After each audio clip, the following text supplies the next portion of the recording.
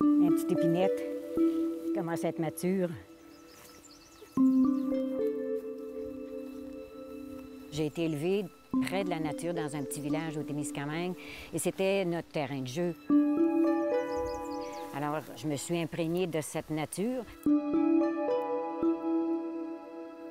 Et avec les années, bien, je me suis vraiment intéressée sérieusement à ce qui pousse dans la nature, les plantes, les fruits, j'en cueillais et c'est devenu une passion. Les pousses du bout, elles sont un peu plus longues. Alors, je vais les laisser pour aller chercher les petites pousses un peu en arrière parce qu'elles sont probablement plus douces, plus savoureuses aussi. Est-ce qu'on appelle ça un jackpot? C'est une petite épinette là, qui demandait qu'à se faire cueillir. Vous êtes connu pour vos petits pots de bonheur qui mettent de l'avant des saveurs très Québec. Ça goûte le Québec, ce que vous faites. Qu'est-ce qui vous intéresse tant dans ces aromates et dans ces fleurs et ces tussilages que vous cueillez? Cette passion-là, je l'ai développée en faisant moi-même mes petits pots de gelée que je donnais en cadeau pendant des années et des années. Et à un moment donné, j'ai appris qu'il existait des marchés publics. Alors, j'ai commencé avec les marchés publics de Limoilou, de Saint-Sauveur, d'un petit peu dans la région, un petit peu en Charlevoix également. Alors, les gens ont appris à me connaître à travers les marchés publics. Les petits pots de bonheur de Madame Lulu. Et c'est du mélaise, ça, ici, là. Là, aujourd'hui, on va cueillir quelque chose que très peu de gens font, la fleur de mélèze. Pourquoi? Pourquoi vous décidez de la cueillir? En fait, le mélèze, c'est un arbre québécois, surtout le mélèze laricin. C'est celui qui est le plus commun au Québec. La cocotte femelle, elle est comestible et on peut en faire un alcool, mais on ne connaît pas ça ici au Québec. Non, moi, j'ai jamais entendu parler d'alcool de fleur de mélèze. Si on peut le boire, moi, à ce moment-là, je me dis, je peux le transformer en gelée, ça me prend du sucre et de la pectine, c'est tout. J'ai goûté à cette gelée et ça a été extraordinaire. Regarde les cocotiers là. C'est magnifique. C'est de toute beauté. Mais le mélèze a aussi un caprice, c'est que la cocotte ne se reproduit pas chaque année. Ça peut être aux 2 ans, 3 ans, 4 ans, 5 ans. C'est difficile. La dernière fois que j'en ai vu, c'est il y a 3 ou 4 ans. Oh, regarde celle-là.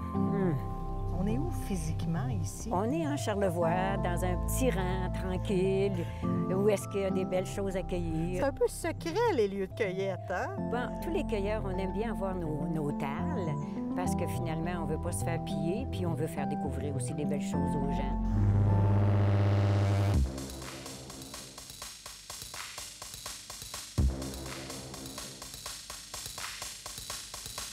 Salut, Simon! Allô, Alison. Comment tu vas? Bien.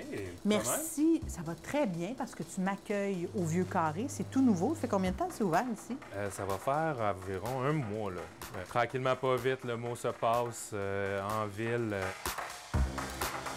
On arrive de cueillir. Écoute, qu'est-ce qui t'inspire quand je t'apporte des produits comme ça, comme la fleur de mélèze? Mais c'est le respect du produit, puis c'est vraiment de mettre le produit en valeur. On cherche à mettre notre terroir en valeur. Fait qu'on veut pas dénaturer complètement, on veut vraiment amener les saveurs, qu'est-ce qu'il y en est, puis le faire découvrir au grand public.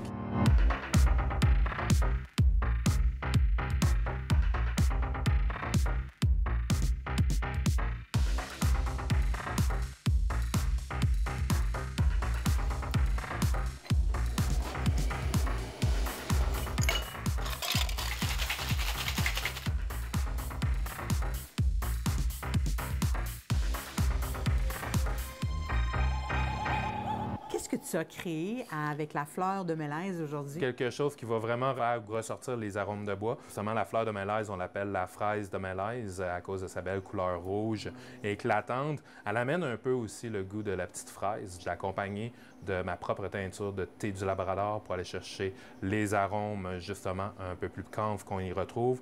Le génipi de Menot, qui est magnifique distillerie, justement, dans le coin, que vous alliez cueillir, que là, on va ressortir vraiment encore plus le terroir dans sa totalité. Puis garder le verjus au fil du vent pour l'acidité, puis garder ça frais, que ça descende bien en finissant de cueillir. J'ai tellement soif en ce moment, là. OK, je me lance.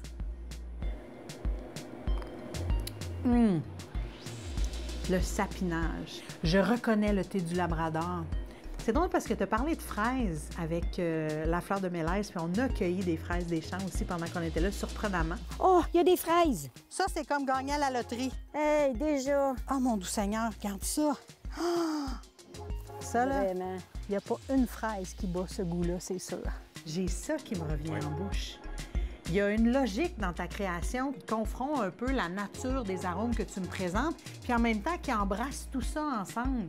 C'est vraiment du petit génie, là, ce que tu fais là, Simon, quand même.